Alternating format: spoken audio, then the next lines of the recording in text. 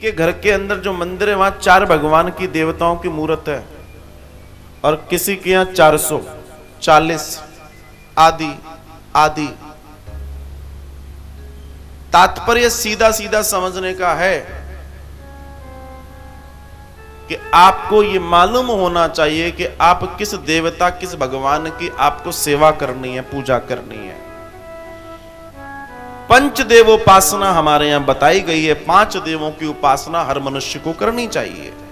कौन है ये 5 देवता हैं गणपति, शिव, नारायण, सूर्य और भगवती जगदम्बा, या इनके कोई रूप, इनके अवतारी रूप, इनका पूजन ही हमें बताया गया है। और हम न जाने क्या क्या करने लगे। किसी ने कहा ये भी भगवान है, आजकल इनकी बड़ी चल रही है, तो आप उसको भी घर ले आए। किसी ने कहा वहां बड़ी मन्नत जल्दी पूरी होती है, आप वहां भी थाली लेके खड़े हो गए, लाइन लगा ली आपने लंबी। आप कर क्या रहे हो? किसी ने कहा साहब वो एक समाधि है वहां चले जाओ, किसी ने कहा वहां एक कपड़ा चढ़ाओ तो वहां हो जाता है। अगर ऐसे ही होता ना तो दुनिया यही कर रही होती है। लेकिन समस्या यह है कि आज के मनुष्य के अंदर पेशेंस नहीं है, धैर्य नहीं है।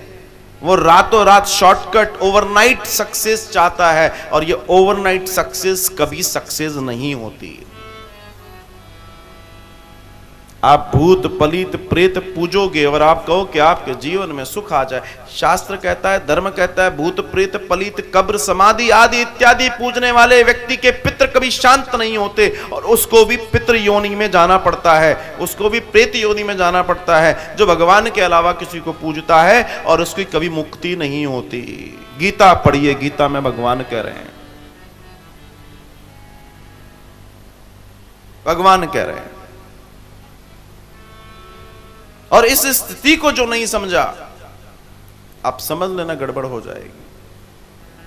जो लोग भगवान के अलावा आजकल के तथाकथित नए नए नवीले नवीले भगवानों की पूजा कर रहे हैं, आपको मैं स्पष्ट करके बता दूं, जिनका शास्त्र में कहीं कोई प्रमाण नहीं मिलता, अगर आप ऐसी कोई पूजा कर रहे हो, हमारा वैदिक संस्कृति में प्रमाण नहीं है, ऐसी कोई पूजा कर रहे हो, आपके पितृ कभी भी शांत नहीं हो सकते। वो आपके जीवन में गड़बड़ करेंगे और आपकी मृत्यु के पश्चात आप जितने ही जतन कर लें, आपके पुत्र पुत्रादि, आप प्रेत और पितृ योनि में ही भटकोगे। पढ़ो गीता, सब समझ में आएगा।